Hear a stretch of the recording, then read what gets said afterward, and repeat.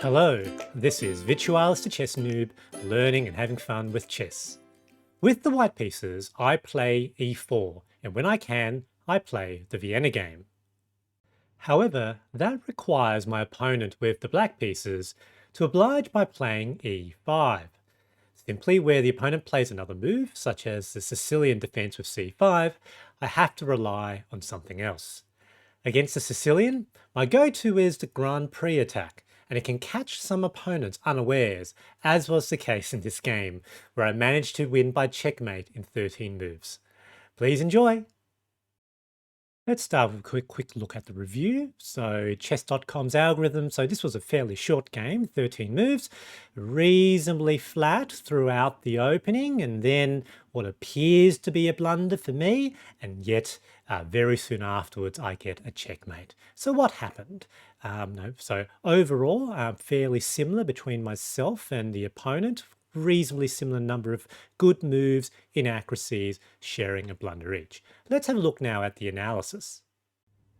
All right, so I had the white pieces, opponent black, I led with e4, and they played the Sicilian defense, c5. So knight c3, opponent played e6, and now the beginning of the Grand Prix attack with f4.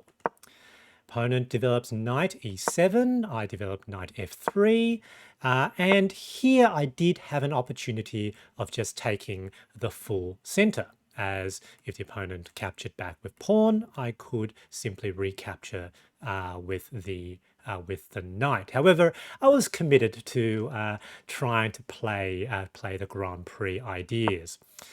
They now play g6. Wasn't entirely sure what was going on there. However, now I move bishop out, and this was apparently a mistake. Again, moving and taking control of the full center is always good when you can. However, I decided to, again, play the Grand Prix. Opponent plays bishop g7 and now d3. So the next step would be to castles and then move queen to e1. Opponent short castles, and that's good because the goal of the Grand Prix is to set up an attack on the king side, and so the opponent really does need to castle for it to work. So I now short castles as well. Opponent develops their other knight to bc6, and here I now move the queen to e1, and the goal would be to try to get the queen to h4, knight to g5, with then a potential mate in one threat by attacking the h7 square. Opponent now plays d5, striking in the center. That was a good move, and as you can see, I'm now relatively a little bit behind.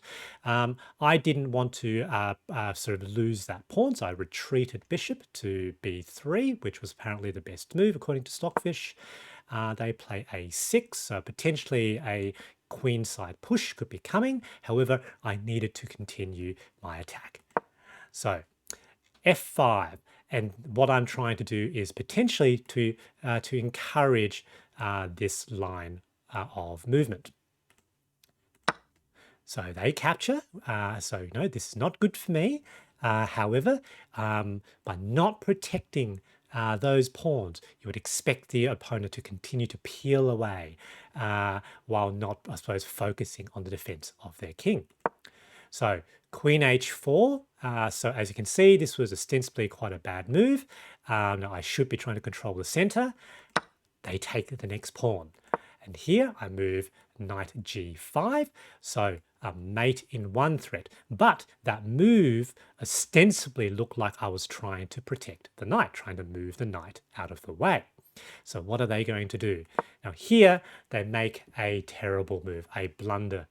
But ostensibly it may even seem to make sense. So the knight going there, attacking the queen, a discovered attack on the knight. So if you didn't see this trap, if you didn't see that there was a mate in one impending, that ostensibly seems like a good move, like a discovered attack on one piece and a direct attack on the queen.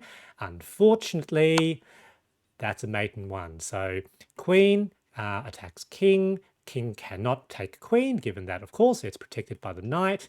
So very short game, on move 13, good game to the opponent, GG, and quite a short game, as you can see. In this game, I managed to build the long chain of pawns, and psychologically, it can encourage some players to capture down the chain, effectively like a gambit. Although this is objectively bad for me, the focus on capturing what appears to be free material allowed me to create a checkmate trap that my opponent didn't see, resulting in a blundered mate in 1. I hope you enjoyed this video, and thanks for watching.